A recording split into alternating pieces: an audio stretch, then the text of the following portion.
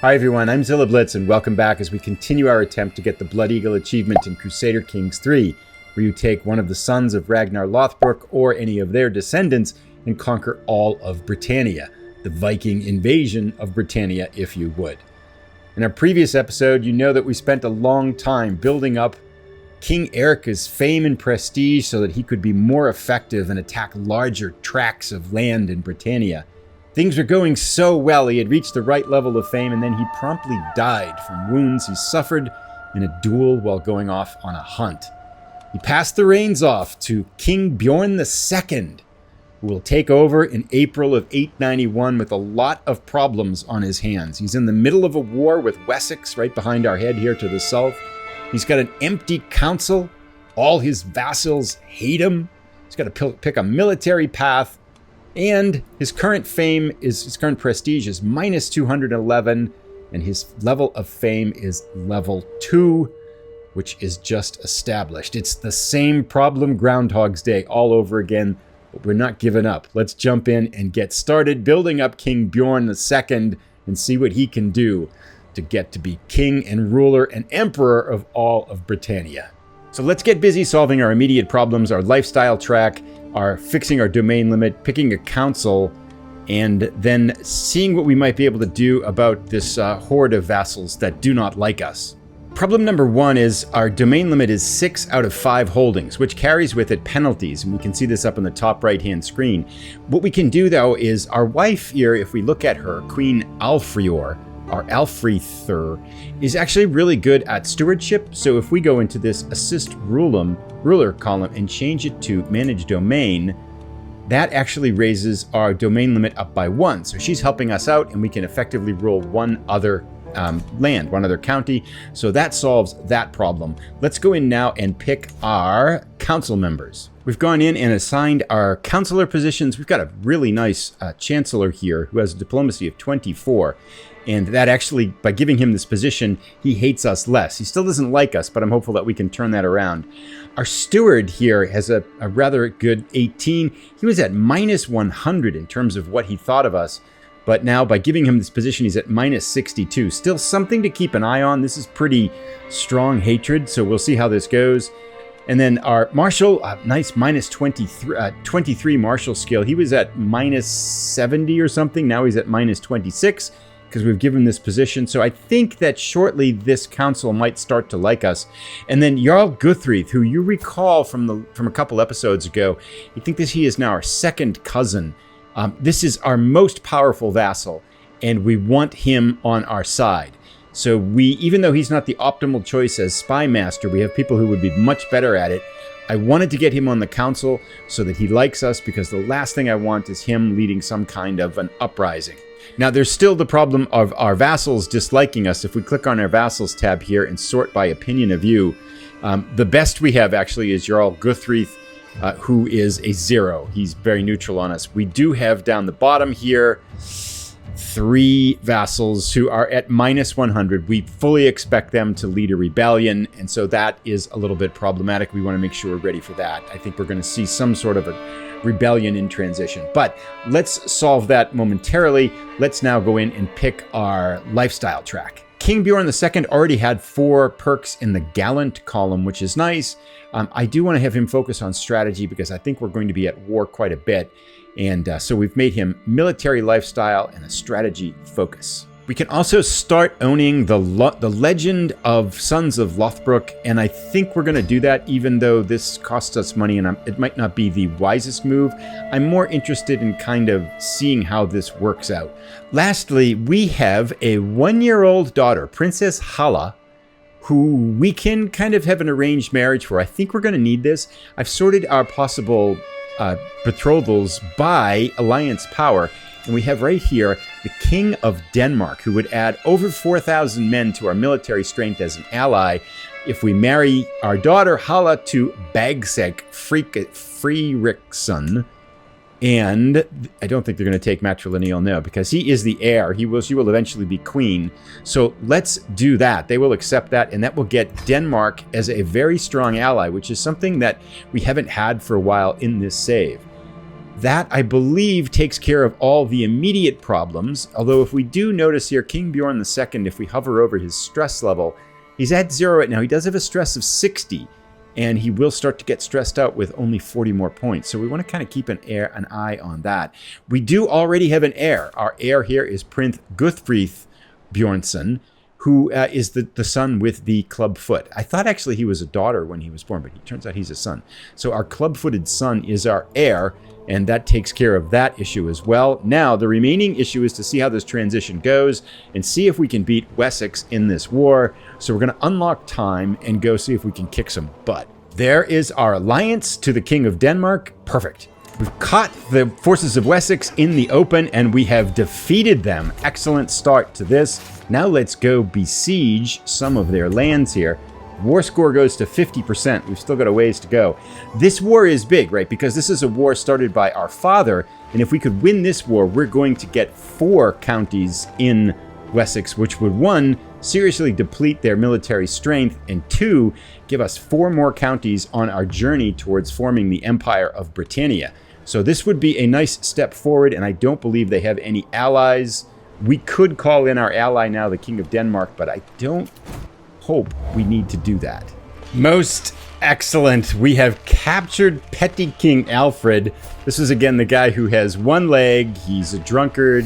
He's absolutely insane. He's a lunatic. So he had one other thing too. He had the pox, but he doesn't have the pox anymore. That's interesting. I thought that was for the rest of your life. But anyway, we have captured him. That has ended the war, given us 100% war score. Let's, we do need to keep him. We can't, because he's part of that. So let's enforce our demands. Excellent. So be it. Disband all. And check it out. We've taken a chunk of Wessex here and given us not that much prestige, actually. I thought we'd get a lot more. Still at minus 46. Still, that's good, and we are over our domain limit now, so we'll have to sort that out. But that's an excellent start here for us. Now the question is, how best, our biggest problem, again, is once again, getting up through this distinguished level of prestige as we look at it in the top, and getting into the illustrious level, which allows us to declare war against duchies rather than individual counties. Because declaring against individual counties will be a tedious and time-consuming affair. So we need to raise King Bjorn's prestige and fame so that we can really go on the warpath. We really do have to get King Bjorn's prestige up here, so we're going to take any means that we can do. We're going to send him on a hunt. This will also probably help with his stress, which is still at 50. I'd like to have a buffer and get that a little bit lower. So off we go. We'll go hunting. After a long and arduous hunt, we have a wolf cornered. 49.5% chance. Let's flip that coin. I will shoot it. Yes. Completed the slay beast. Yes, that is how you do it. Most excellent. We got the wolf, and we've got this terrifying wolf hide, which gives us prestige bonuses, knight effective bonuses, and court grandeur bonuses, and it can go up on our wolf. Excellent. The lush pelt is an excellent addition. 375 prestige, 20 legitimacy, all good things on our way to becoming an illustrious leader. There on the left-hand side, we've put up our terrifying wolf hide. We had to take down a banner to do it, but that's okay. This is better. So, a successful hunt, and we're back home. Nice, 200 martial experience. All things are good. And our prestige now, are we? Yes, we are up to distinguished. So working our way towards the illustrious track here. We need, however, we hover over this 3,000. Yeah, prestige. It's going to be a long road here, but we'll get it. Time to go raiding. Vikings, raid bravely. So apparently we can't raid in Wessex here because we were just at war with them. So we're going to actually cross the channel here and go to Normandy and see if we can start raiding down here. We are stronger than them militarily, so I think even if they raise a force, we might be able to push them back. We tried to go after France to loot their land, and they are going to defeat us. This could be bad here. We got badly beaten there. We lost our 119 gold. Victory has given him 60 prestige. We were going out against 5,000 troops. It was just a little bit too much for our Vikings to handle. That's disappointing. We killed over 1,200 of them and only lost... Well, we killed 1,100 of them and lost 600 of our own men. But still, we just didn't have enough forces to succeed. A piddling return on a year or so of raiding in Normandy. That defeat to the French cost us quite a bit of money in prestige. We get back with 56 gold and 56 prestige, although we did gain a fair bit of prestige by defeating some other armies that were around there. We are up to 654 prestige now, still about only 1/6 of the way towards Illustrious, where we need to get to. As a side note, Jarl Hastin here of Munster has now reached 80 years old. He's still in fine health, and he's chopped off about 3/4 worth of Ireland to himself. He's got to be eyeing this chunk of England that's still not under his control here. And he does have 6,000 troops. We do have, with our allies, probably we can meet him equally on the battlefield. But still an amazing physical specimen here at 80 years old. His prowess is still 22, and he is still chugging along. He's got no lands left to conquer, though, so let's see what he does next. To the north, the same thing can't be said of King William of Alba. 20 years old, he is stark raving mad, a lunatic and a reclusive, and he chooses not to wear any clothes. So Scotland has become greatly diminished, and one of our vassals has taken over a couple of counties here as well. So rather than wait to get all the way up to Illustrious, let's declare war and see if we can pick off this one little county here, Furlix, which I think makes a little bit sense to kind of at least try for this. We cornered the Scottish king up here on this island and captured him in our first battle. So we will enforce our demands here and take that county for ourselves. Excellent. Now, if we do look at how is our big picture going here, Scotland has been reduced to almost nothing. We do have a fairly good chunk of England here, but if we were to try to form Britannia right now, we have 48 of the 75 counties. So we need, 27 more counties to go before we can form Britannia. That would definitely help us to be able to kind of get some people become our vassals and speed up the process. It's, I think, the next biggest step that we need. So hopefully, I mean, again, a big part of that is getting up to Illustrious, and we have a ways to go. This is rather interesting. Our Riksgothi, Malmfrithur, has come to us and saying that our marriage with Queen Alfrithur is consanguineous in nature. So we are inbred, or in danger of being too close in relations here. We could get divorced. I don't want to do this. I'm going to say surely this can all be forgotten. We will give her a hook on us here. I was surprised. I mean, I don't think that's the case. So with the Scottish War behind us, we've been invited to a hunt. Let's go. Our hunt with Guthfrithur has failed, but hopefully we'll get a little bit of experience, a little bit of prestige from this. 46 prestige. That's not really all that much. We have a guest in our court, 53 gold to forge a goblet for us. We don't have much, so we're actually going to take advantage of that, even though we probably could use the money, but I want a goblet. So Cain has formed Cain's Goblet for us, which is a famed pedestal item. This will be nice as it gains us some prestige depending upon how many powerful vassals we have on the council and increases our court grandeur. This is lovely, excellent work. And we've got our first pedestal object right here in the middle. Cain's Goblet is up for everybody to see.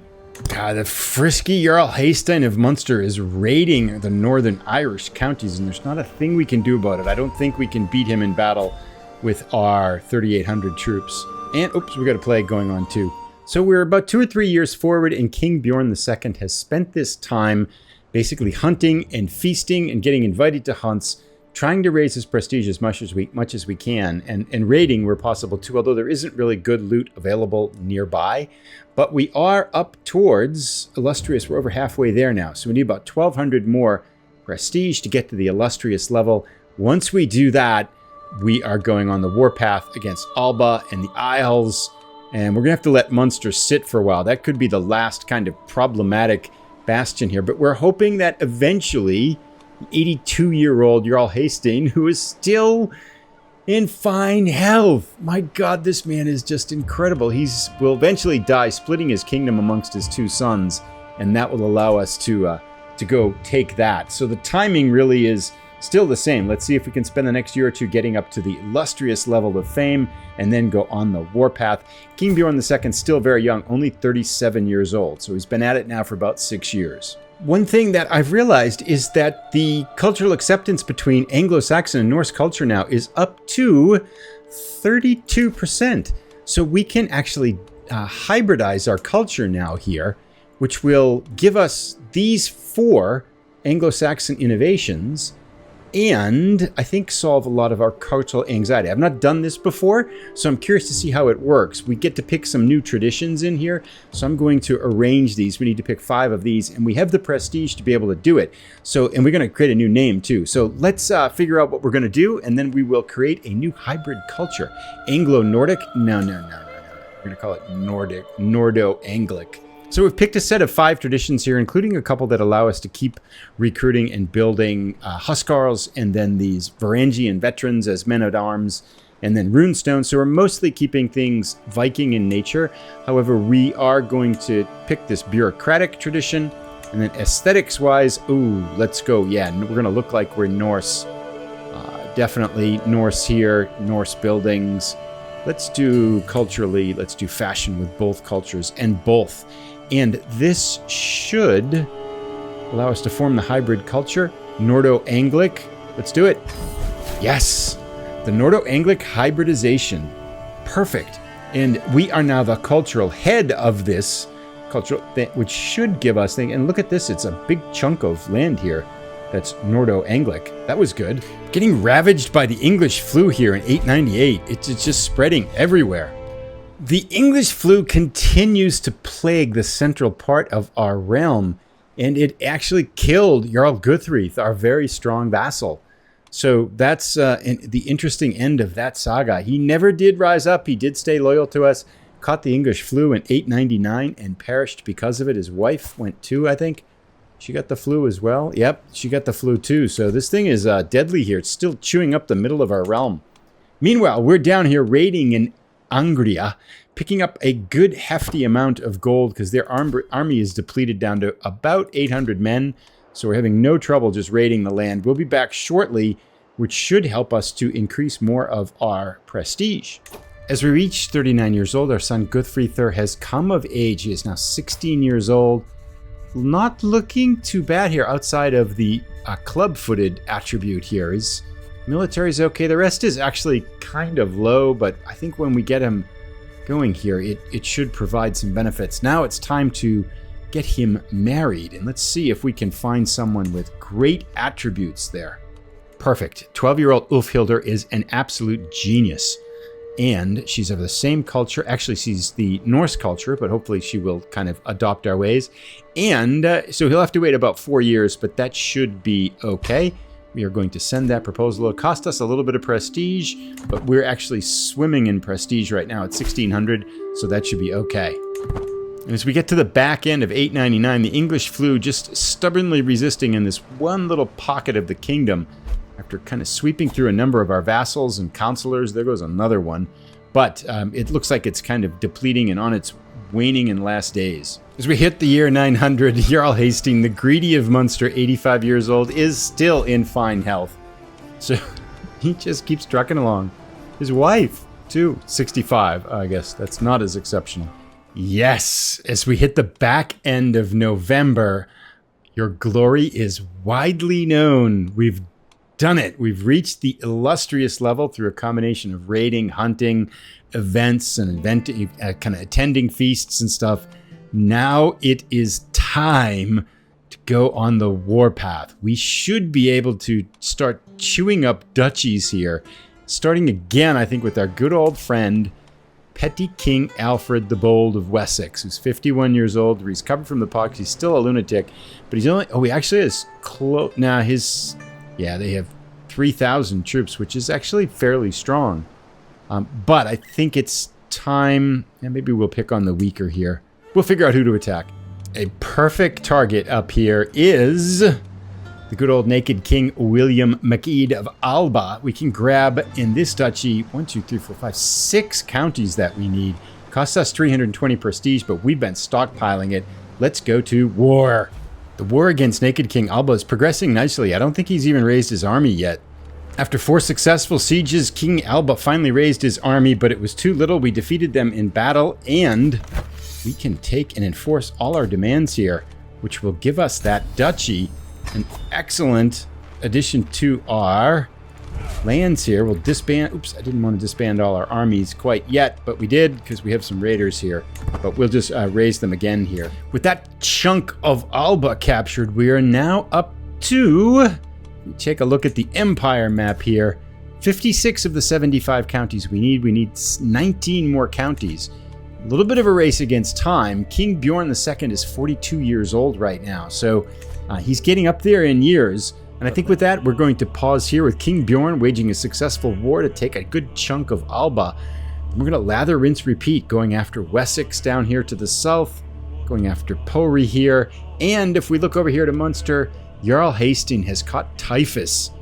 And despite being betrothed to a 14-year-old girl, is 87 years old, and he is finally near death. So this kingdom will split amongst his two sons, and once that happens, we want to jump, because I don't think we can get enough counties to form Britannia without getting some of these Irish counties. But we'll be back in the next episode. I'll put a link to it as soon as it's ready. Thanks for watching, everybody. Take care.